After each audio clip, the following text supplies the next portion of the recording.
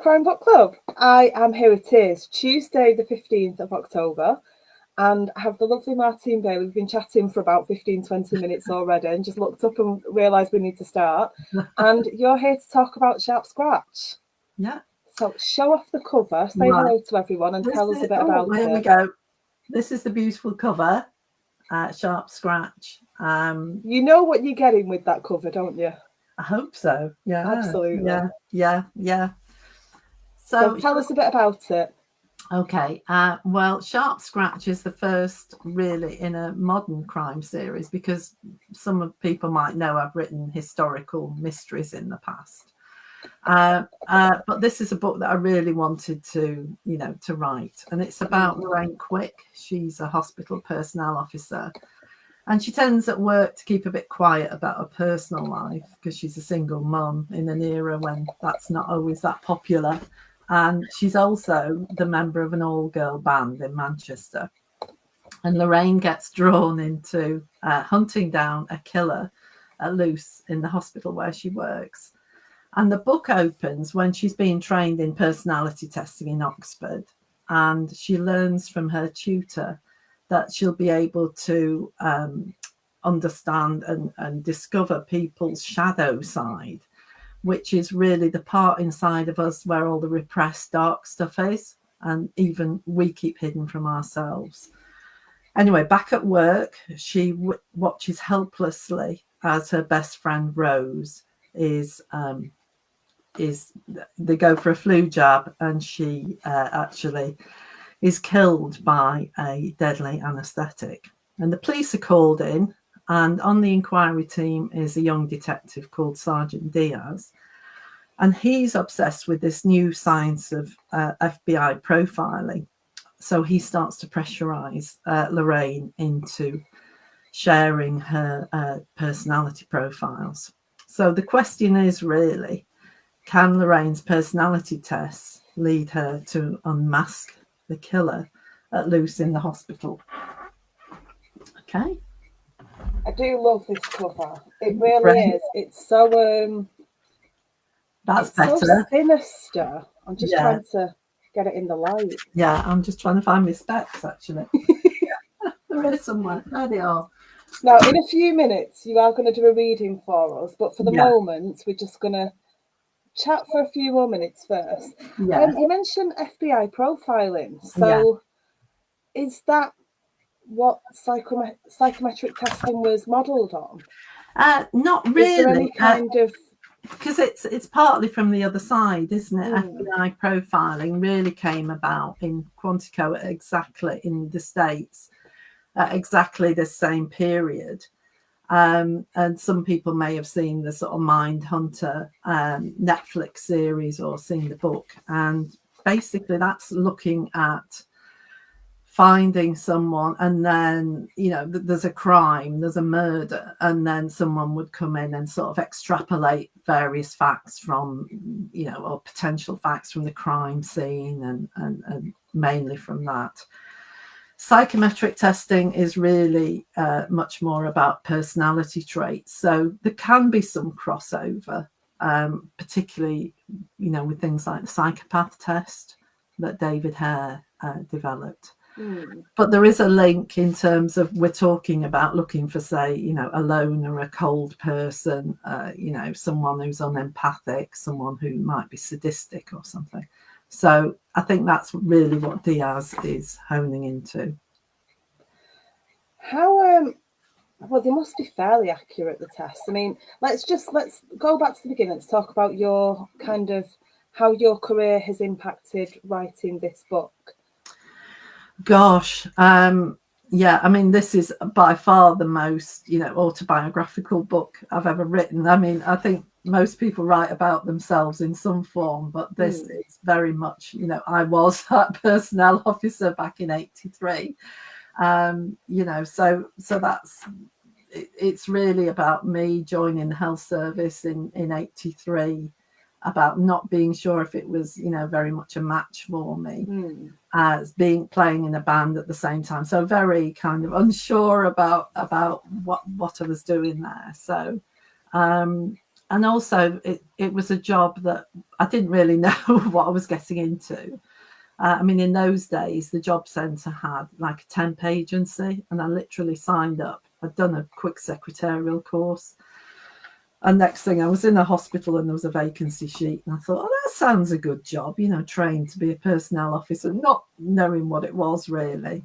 But I think actually in those days, it was perhaps a nicer job than what we call HR these days, which is, you know, a bit more remote. Whereas I was, you know, the person people came to see and complain to or confide in even. So, yes, so I did that job very much. And the key sort of stimulus for the book is that I was trained in psychometric testing. I found it very interesting.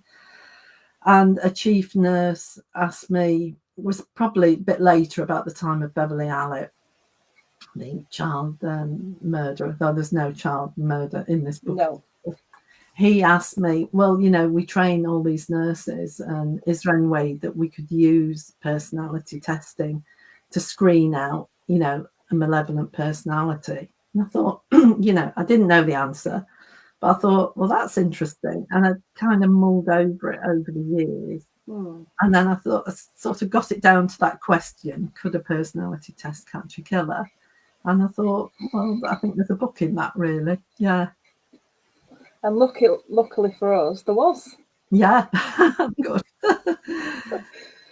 So let's talk about psychometric testing and the chapter headings. So I know that the chapter headings are fictionalized to go along with each chapter to give kind of a vibe of the chapter.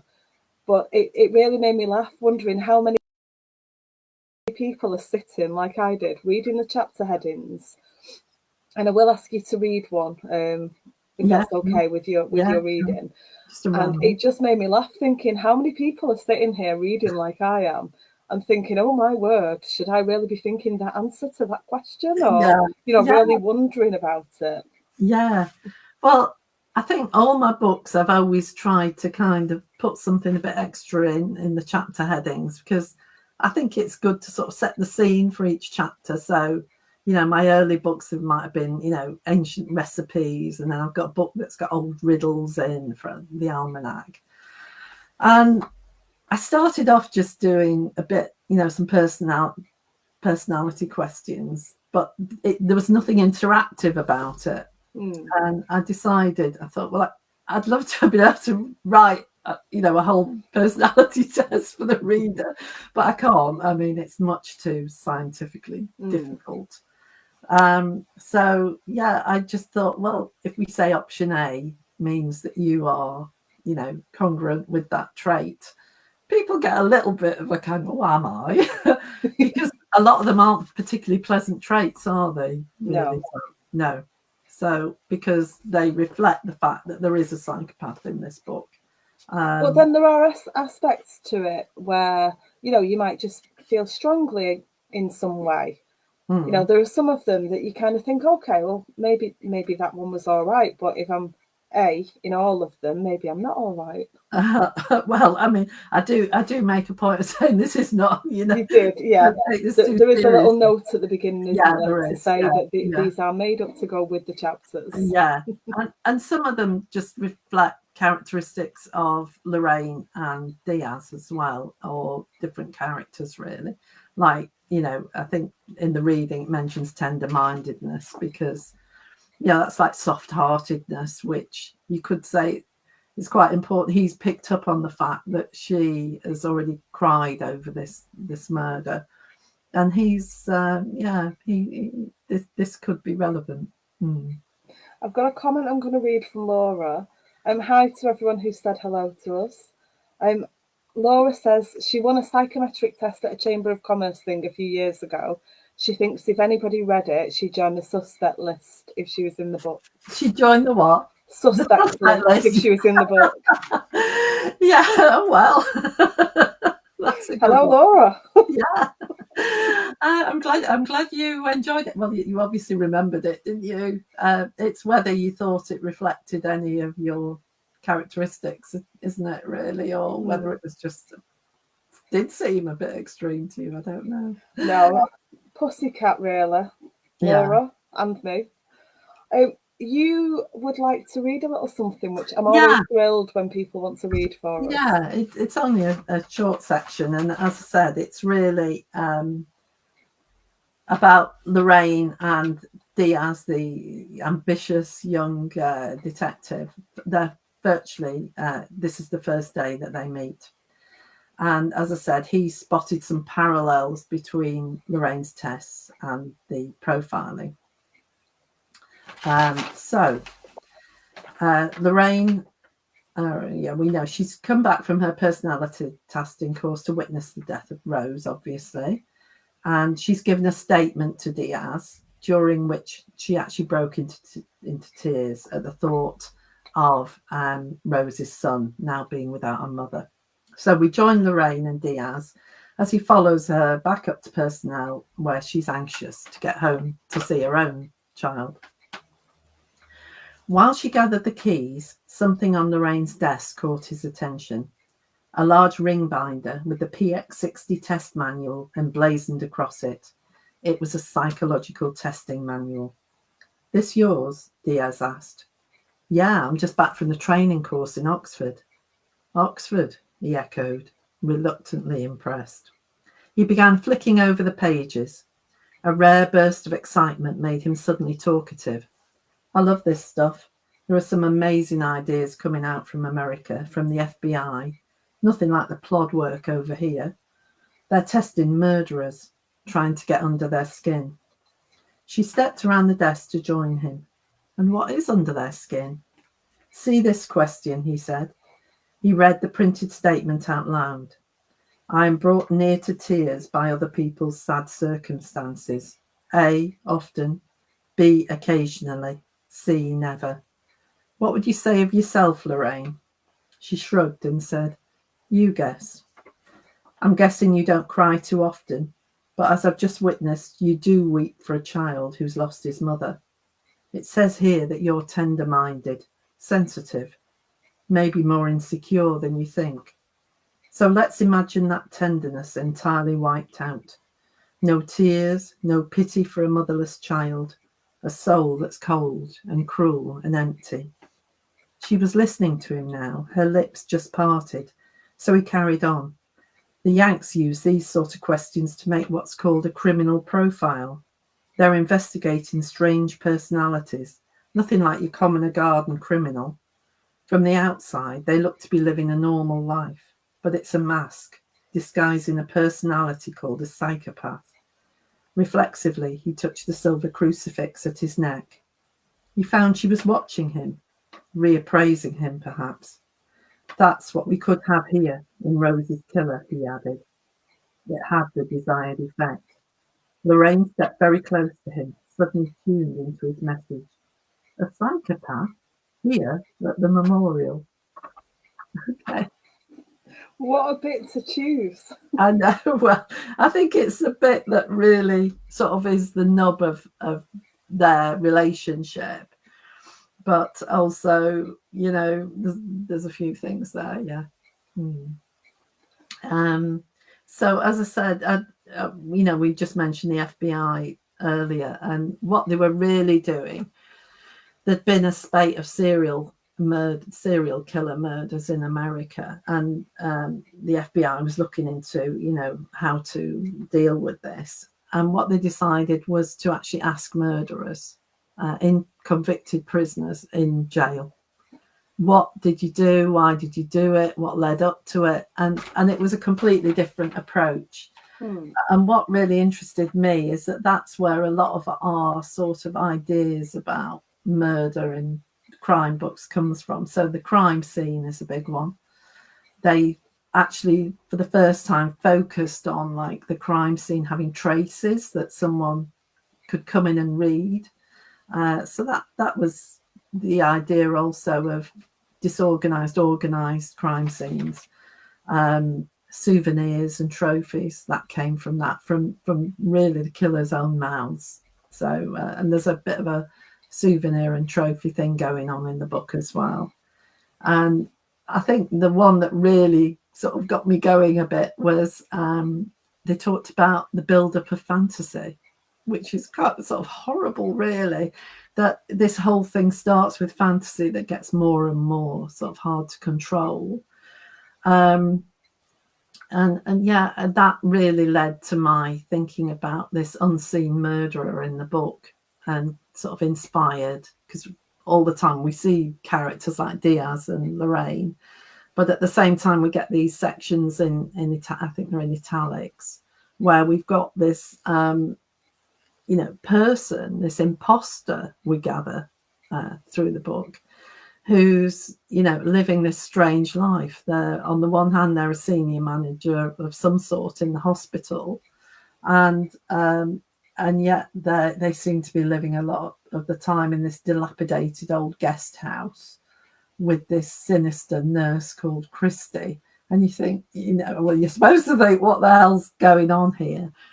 But there's an element of things like trophy collection and this sinister room called the treatment room down in the basement. So yeah, that's really very much inspired by this FBI research. And the most amazing bit of discovery was, I went on the FBI website and started looking at the archives. And all the original FBI bulletins from the 80s were there by people like John Douglas. And I could just click, print them, and got PDFs of them all. Wow. I was like, oh my God, this is like a bonanza, really. Yeah. I am going to ask you to describe the treatment room in the first time that we meet it. The first time that we see the treatment room. We meet that right at the beginning, don't we? Yeah. Right at the beginning, yeah. It's down in a basement of a very unpleasant, dilapidated guest house in Salford. It's actually down by like the cliff around there. And it is, I did once see in someone's house, in a former dentist, a very creepy house, and there's at the center of the room is a cracked leather treatment couch, which is just the sort of thing that gives me the shivers, really. It's got straps and things, and it's got a lot of old equipment.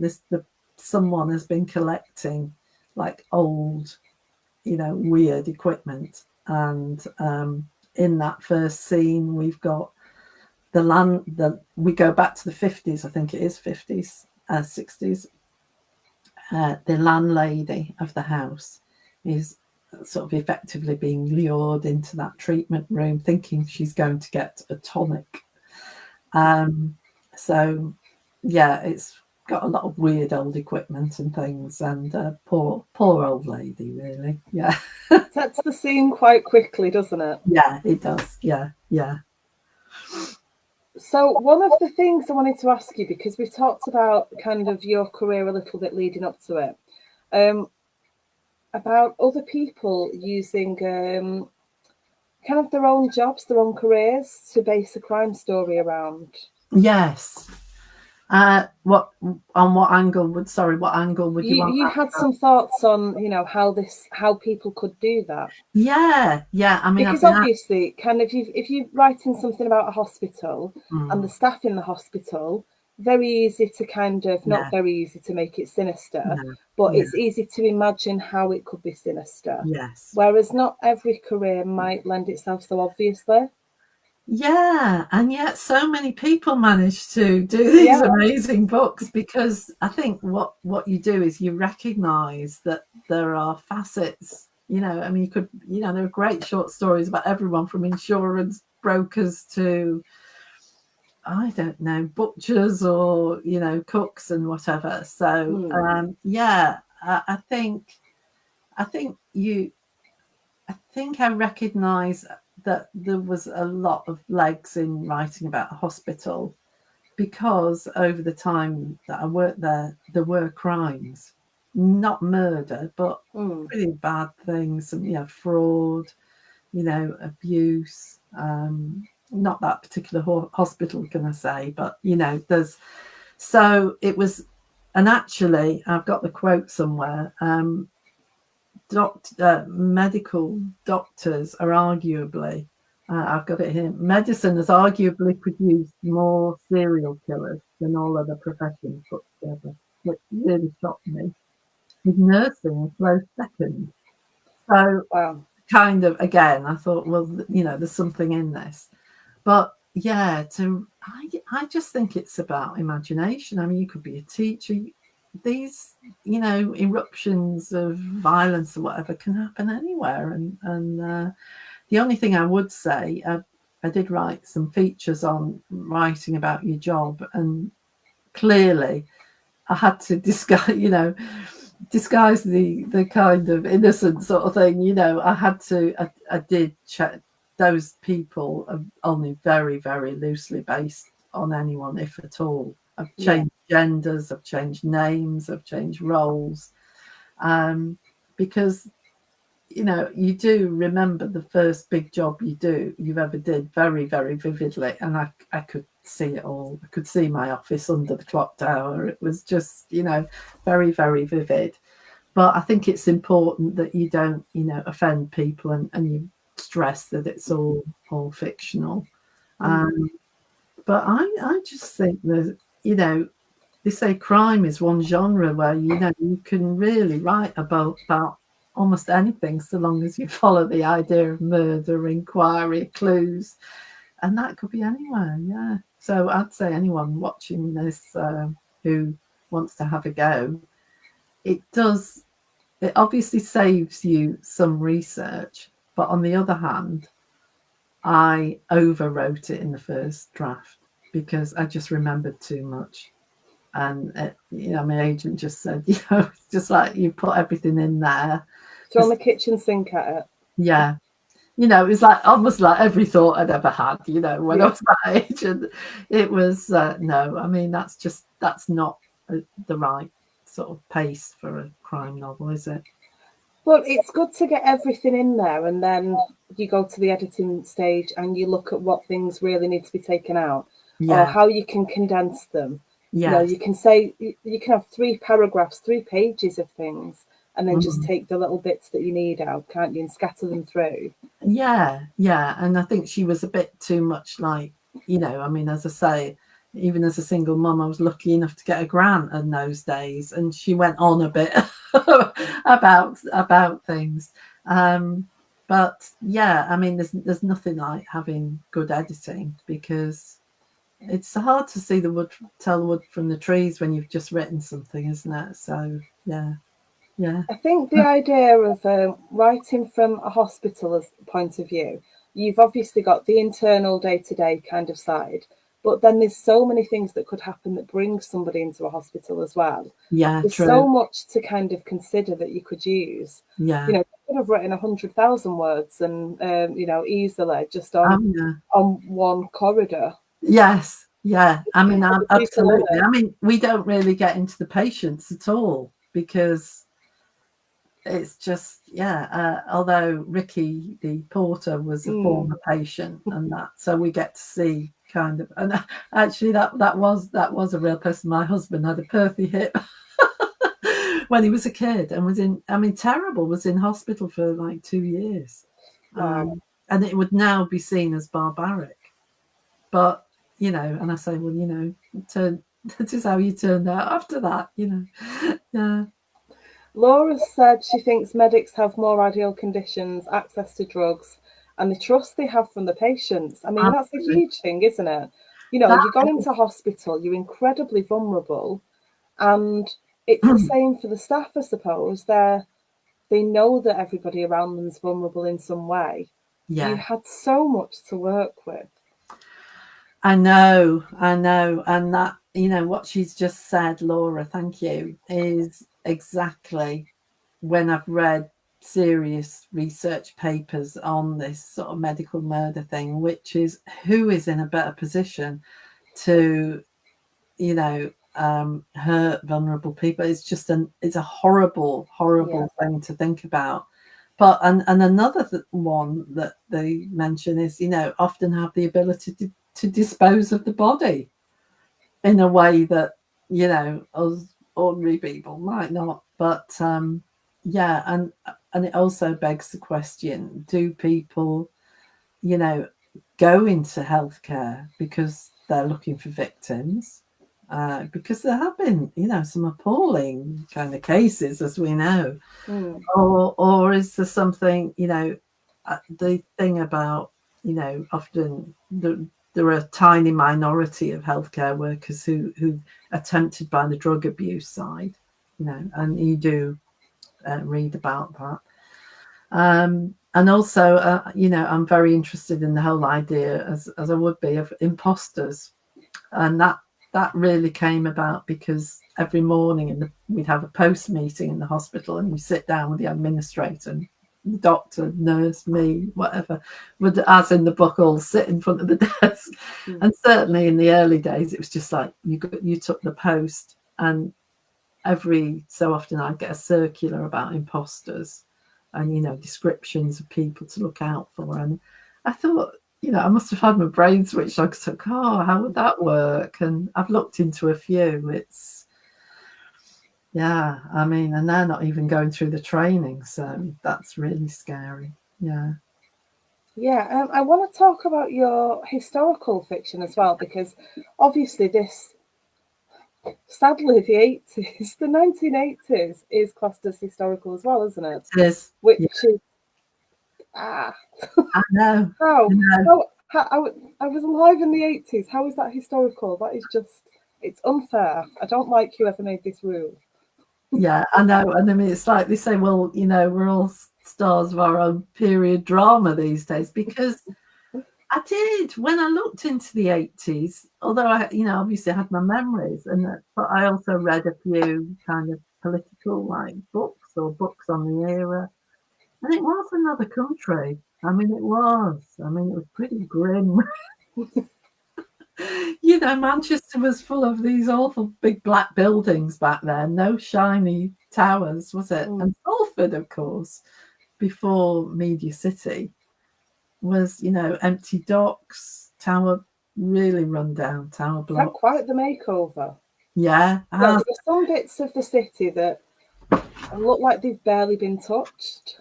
And then, you have, like you say, Salford Quays, nice shiny new in Media City. Yeah. Not sure. Let's not get into the design of the traffic, because of the way that they were designed to drive in and out of. On what, one road in and out was never going to be a good idea. Yeah. But when we're looking at kind of using real places from then and now, how much did you rely on kind of memory? What was research? What was just imagination that fitted the story?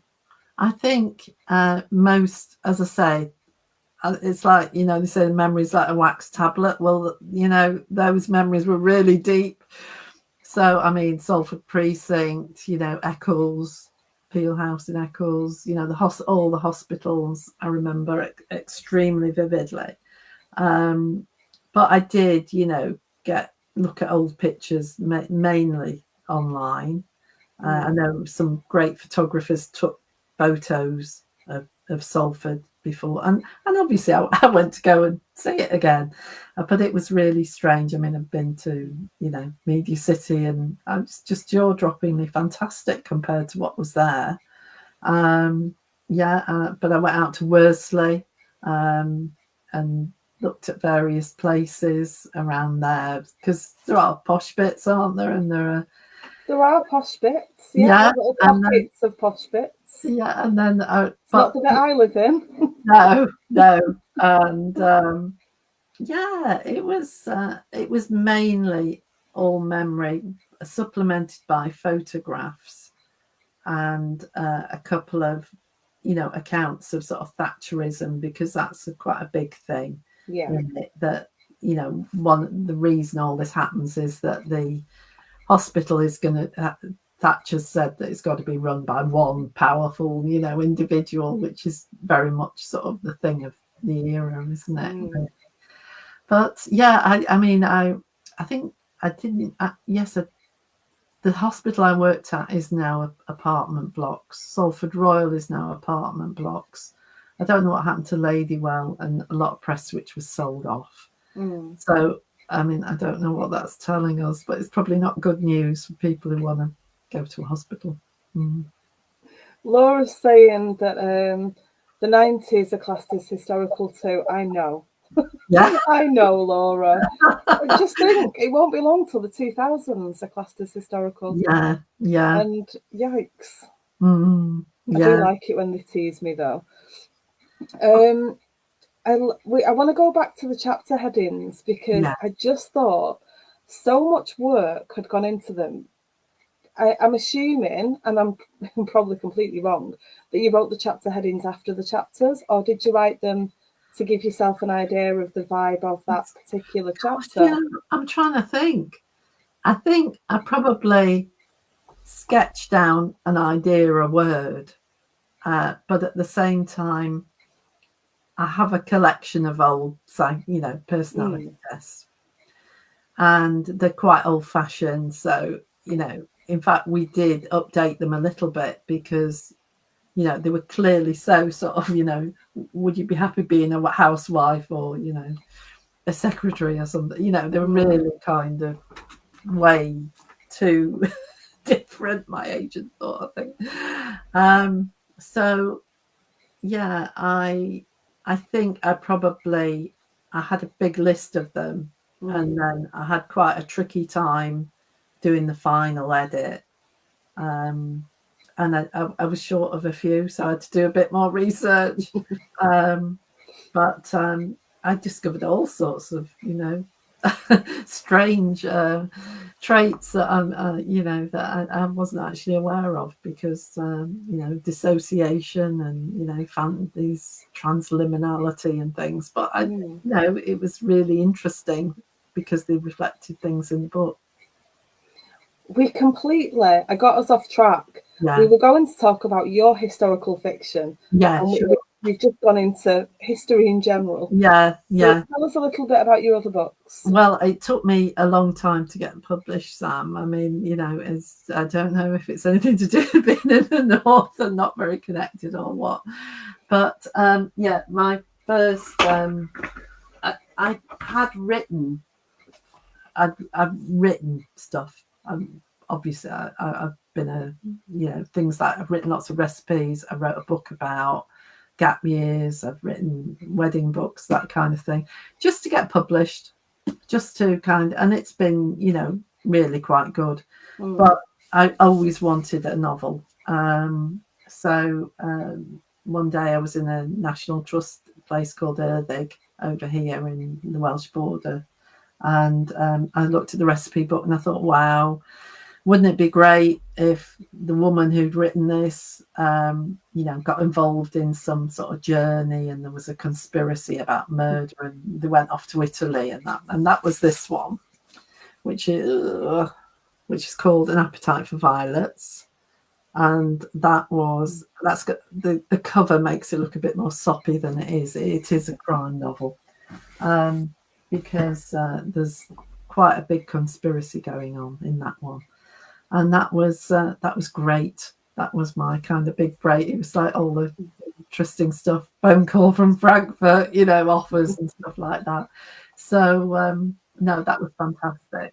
So that was my first one. The next one in Britain was called The Penny Heart. Needless to say, that's a good. So you've gone really quiet suddenly. Yeah, there you go. That's The Penny Heart, and that's again about the other side, a sort of very evil cook. I was living in New Zealand when I wrote this. We went off house swapping for a couple of years because my son was living there, and I looked at what history there was there, and it was convicts, obviously. And I just wrote this thing that was about someone from Manchester again who got sent off to, Sydney and escaped and landed out in New Zealand. And there were a lot of Maoris and people, but it was great. I mean, I really enjoyed writing it, and it was a Sunday Times best summer read, which is brilliant for someone like me. So that was great. Never mind someone like you. It's just a brilliant achievement. Yeah. I mean, it was just like, I can't believe this. That's great. I kind of felt I'd done it then. So, and then I wrote a couple of books about that's not my favourite cover, but it's the almanac, which is about old almanacs, which were the best-selling sort of written publications ever printed, where people would look up, the weather, the stars, everything. And I thought that was really interesting. And I did a big murder mystery around the date 1752 when the calendar changed. So the people lost 11 days. So, and that's set in Cheshire. And then I did, as usual, there was 2 books. So I then wrote The Prophet, which is the same characters again. So that was, again, set in a forest, not unlike Delamere Forest, and a religious sect sets up there, which again was a big thing at the time. So I've kind of I do love writing historical fiction, but I do read a lot of more contemporary modern crime, because it's such great reading, it's such entertaining reading, isn't it? And it's so varied. Sorry? So varied. There's whatever you're in the mood for. If you're in the mood for a bit of golden age, if you want a detective fiction, if you want something historical, you want something of our time. There's so many different things. Yeah, I know. It's and I must say I'm a big fan of the puzzle. That is one of my things. I do like plotting. So I've done that in the historicals. Obviously, I've tried to do it, in the 1983 ones. But I just, there's something about you pick up a non-crime book, and sometimes you think, there's a bit missing here, which is, there's an interactive thing, isn't it, where you're trying to work out what's happening, and and into TV drama, which of course, a lot of us watch a lot of as well. Yeah. I was just looking to see if Laura had said something else.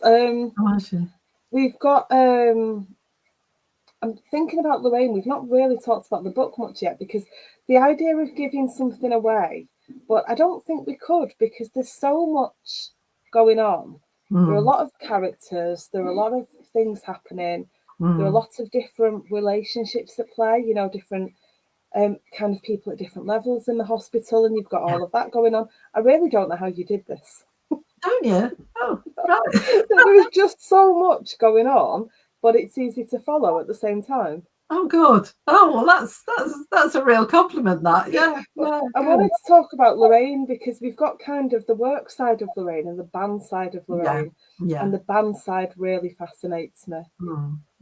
So Yeah. I want to hear your kind of view of the 2 different. We all have different versions of ourselves. I'll sit here and talk books and things if I was in, I don't know, you're going to behave differently if you're at the doctor's, or you're at a meeting at your child's school, or you're in the supermarket. There's so many different versions of us. It's not a version, I suppose, it's facets of ourselves. Yeah. But I really like what you've done with Lorraine. Were you punk?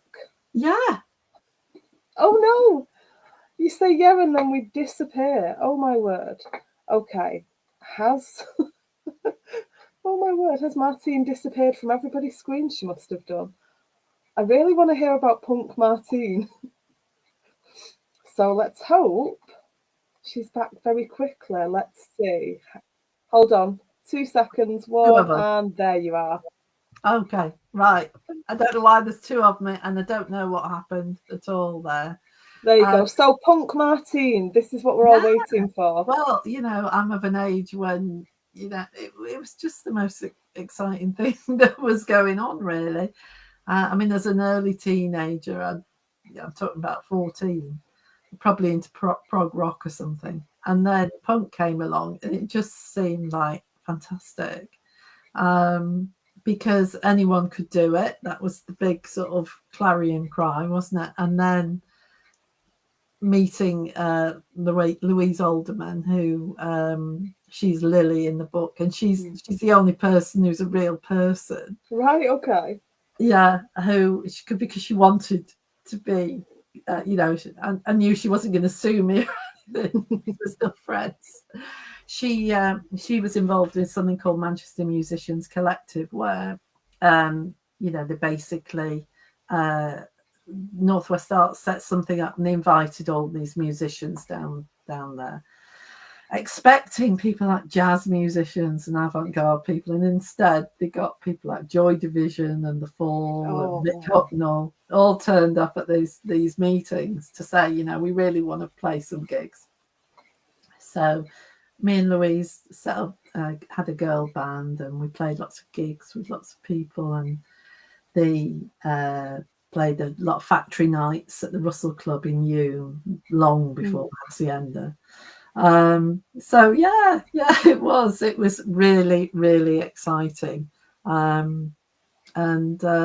It's actually, even writing the book has been amazing because of digital like archiving. I found a review in the Melody Maker of me and my sister playing at a gig, and all sorts of things like that. And quite a few of our terrible recordings have been re-released, and we've had reunions. So yeah, I think it's just a part of me. My dad was a musician. I would say he was, I mean, I'm not exactly living off my royalties. Nothing ever happened. So, but yeah, I think it was a great thing to do. But sometimes people say, "Do you want to have a reunion and play again?" No, thanks. I don't think so. No desire to do that at all. Not really. Well, I think I find writing very time consuming. And I think, relearning, I mean, I only mainly played the bass and keyboards. It's quite an investment in time to get kind of performance ready. And I didn't particularly, I'm a bit more, even then I was a bit more like, I'd like to do a bit of writing, or, rather than, I got quite nervous before performances. So, but I'm glad, I'm so glad I did it, because I think they now, someone said, you were the first sort of all girl band in Manchester. Wow. Yeah. So, yeah. So it's nice to kind of relive it through your words, but you have no desire to be on a stage. No, not at all. No, I don't know. I wouldn't. No. That's right. Yeah. I have no musical ability whatsoever. I remember being in the school choir. Don't know why. My beloved English teacher, who I won't name, knows who he is, would never kicked me out. Always let me sing. Good. But he was very encouraging, bless him. But I've got no talent in that way at all. I can't sing. I do frequently, much to people's despair. I can't sing. I mean, the scene where Lorraine actually sings this song, "Is It Lost?" That was a real gig. That was at the new Student Union on Oxford Road. We actually supported the Raincoats, who were a sort of all-girl punk band. But Lorraine, stands up and sings this song. That was complete wish fulfillment, because I can't sing. I can play, but I can't sing. Yeah. I think I used to be able to play, and all I can think of it of is the theme to the Hovis advert, and it's actually a famous song, and it's not in my head at all. I want to ask you about your. It's Dvorak, Going Home. There you go. Yeah. And I should remember that, but I can't. Not tried to play anything in years. I want to talk about the house swaps and kind of retreats that you did, because you did a lot of writing in various areas all over the world. So I want to hear what you kind of were up to. I suppose, I mean, my mum was born, she was Dutch. She was born in the East Indies, kind of. I think as a family, we've probably got a bit of a sort of travel bug. And I don't know what, my son had done a working visa, as you can, he wanted to go to Australia, and he couldn't get in. So he got into New Zealand, and he said, if you want to come over, now's the time to do it. So we thought, how can we possibly afford this? And discovered this thing called house swapping, where you sign up with, like a database, really. And it turned out that there were lots of people down in New Zealand, but mainly Australia, who were dying to come and live in our house. Wow. Some of them, they were a bit short, so that would be a bit tricky. But the first swap we had was for a year. So we swapped everything out. It's quite a commitment, isn't it? Yeah, a year. Houses, paying for bills, everything. And I suppose we're just sort of slightly lucky in that where we live is midway between Liverpool and Manchester. So, and that's where a lot of people who emigrated perhaps originated from and still want to see family. So it was really, really great, mostly. Sometimes we felt a long way from home. And it was where I had all the exciting news about Appetite for Violence. I'd just signed up with an agency before I left, had no idea what was going to happen. And then I started getting phone calls that, and getting up at like 2 a.m. to see if anyone had, put any offers in and that kind of thing. So yeah, it was great. It was a great time. And then writing, of course, the place that you're in, for me, definitely affects it. So the complex history in Australia and New Zealand, that my husband worked. He taught Maori in a college, Maori students, which was really interesting, and did an art project on the local town. Yeah, I mean, I felt like I'd earned the right to be able to, write about those people, who we knew then. Yeah, so it was great. And what about what you've got coming up next? Can you tell us anything about what you're working on or what will be released next? Yeah, well, I've actually had to, I've just finished the Isolation, sorry, I think it's called Isolation Ward, not the, which is the sequel to Sharp Scratch. So that's again Lorraine. It's only about 3 months after the end of Sharp Scratch, and she gets sent off on a project up to Yorkshire because I thought, Yorkshire might appeal to. No, I just think it has got something, the big moorlands, the kind of sense of isolation up on. A lot of people have got a connection. If we're from Manchester, you've got a connection with Yorkshire and vice versa. It seems a natural progression. Yeah. And also I wanted this kind of sense of isolation because, you get the big old asylums. I think there are quite a few out there. I mean, down here. Shouldn't make me smile that much, should it? But I just know what kind of thing you're going to, we're going to make happen. Well, there's actually 2 buildings, Sam. There's the old dilapidated asylum, which we start off with a documentary about someone talking about this scandal-torn, old asylum that's, incredibly gothic with all the towers and turrets and things. So that's kind of just been emptied of patients, and they built a multi-million-pound top security unit next door. So they've decanted the inmates, I suppose, into that. And that's really about a time when I did some work in Ashworth Hospital. So Ashworth is one of the 3 top security hospitals, like with Broadmoor and Rampton. So that really scared me to death, going even into the building. It was, big perimeter walls, airlocks, it was, being searched, and any, a biro or a piece of string or blue tack, was taken off you because it could help someone escape. And so at the center of that is this personality disorder unit, which I've called the isolation ward. So these young men all cooked up in there. So yeah, Lorraine gets this impossible task of team building the team there, by this new boss. And surprise, surprise, a murder happens quite quickly, and the administrator's found in a seclusion cell. But at the same time, you've got, and then Diaz turns up from police college because he's been put on the case. And at the same time, there's a bunch of sort of quite wild teenagers in the town who are partying and doing various nefarious things in the old asylum, which is the sort of thing, a bit like urban explorers, Yeah. ghost hunting. They've got early video equipment and things like that.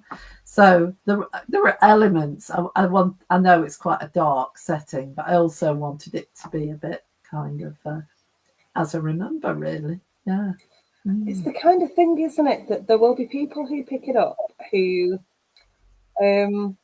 maybe remember an old crumbling hospice that they shouldn't have been in as a teenager.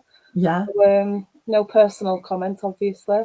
Oh. And, this there are always these legendary places, Yeah. These stories, and some of them, we're lucky enough to be old enough to remember the buildings that aren't there now. Yes. And then it's what happens with that land afterwards and the new things that are built. And it just adds, with Sharp Scratch, it added so much depth because we talk about, as readers and authors, personality of place, the character that is part of the setting and just how important it is.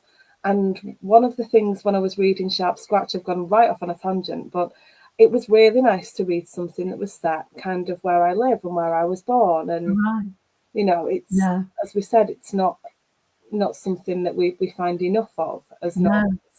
So I like the idea that you're using all of these things that feel very personal. Yeah. It's a very long-winded way of saying that. It's just a really nice thing to pick up a book and feel really involved in the story. Thank you. But I also, I think you're right. I think most of us have memories of, maybe is it a teen thing? You go out and explore these old buildings and they're kind of your territory. And now we sit here and look at each other like, what on earth were we thinking? I know, exactly, because, the floors are collapsing. And I did watch a bit of these urban explorers on YouTube, and I just thought, oh God, I can't believe that I ever did things like this, but I did. And of course, most hospitals do have incredible tunnels underneath them, which I really wanted to sort of focus on as well. Yeah. And a lot of them have, trolley railways and all sorts of things. So that it was kind of trying to put all that into this kind of isolated setting with, caves and Hebden Bridge and, all this kind of thing. Yeah. Spent a lot of time at Hebden Bridge as well. You have? Yeah, I'll tell you when we come off afterwards. Yeah, sure, because I lived there for a while, yeah. People are going to get bored of me otherwise. But it's so exciting to talk to a northern writer who writes about northern settings and, and you've ventured a bit further afield, you've travelled all over the place, but actually there is something about the north. There is. That just brings something special to a book. Yeah, and I think it's almost like the Scandi noir thing. It's just kind of that, really, the north is the unknown, empty place where murders and crimes can happen. I think it's, the South Coast wouldn't really work that well, would it? Maybe not the same, no. No. And I like the idea of you writing about a prison because I remember being really young and realising that Strange Ways it's literally on a residential street. It's, you literally drive through towards Manchester and it just springs up in front of you. Now, a lot of prisons are kind of set a bit back. There's some woods or fields or something around them. Yes. I always found that such a strange thing. And the building, I'm in my 40s, the idea of the building is still terrifying to me. If that isn't what's the word I'm looking for? A deterrent. Yeah, I know. I don't know what is. I know. I mean, all my childhood, going from Bury into Manchester, that tower that you would see, and that sense, definitely a deterrent, definitely. Did that have any impact on you writing the next book set in a prison? I think it was more working with the secure units, which are very, I mean, I did a podcast with Nadine Matheson, who had similar experiences. I think you've probably interviewed her. I haven't interviewed Nadine, but I do know her. Yeah, brilliant writer. Yeah. She really is. Sorry. She really is, yeah. She really is, yeah, yeah. And you know, that kind same, she went in prisons, I would go in secure units, but yeah, that's it's, you know, that sort of apprehension as a younger woman in a place that is just full of men. You know, it's and men who are not well, hopefully, and are, you know, there because they're too dangerous to be outside. So that's that took a lot of thinking about, really. Yeah, yeah. We have got 1 minute left. Okay. That's flown. Would you like to give us a little recap of Sharp Scratch? Yeah, Sharp Scratch is a sort of medical murder mystery set in a northern hospital, around the life of Lorraine Quick, who has learned psychometric personality testing and tries to use that to catch a killer, because she is testing the main suspects for a job, and she gets more and more drawn into the life of this imposter who is working in the hospital. Yeah. Thank you so much. Thank you to everyone who's watched and dropped questions in. Thank you to you, Martine. And this was a rescheduled interview, so thank you for coming back. Thank you. Well, thank you. It's been. And I hope you'll come back for the next book. I really that would be great. It would. It's really been a pleasure, Sam. I'm so glad we got to do it, and you know, happy reading and writing to all of you. Yeah. And everyone, go and grab yourselves a copy of Sharp Scratch. Great. Thank you.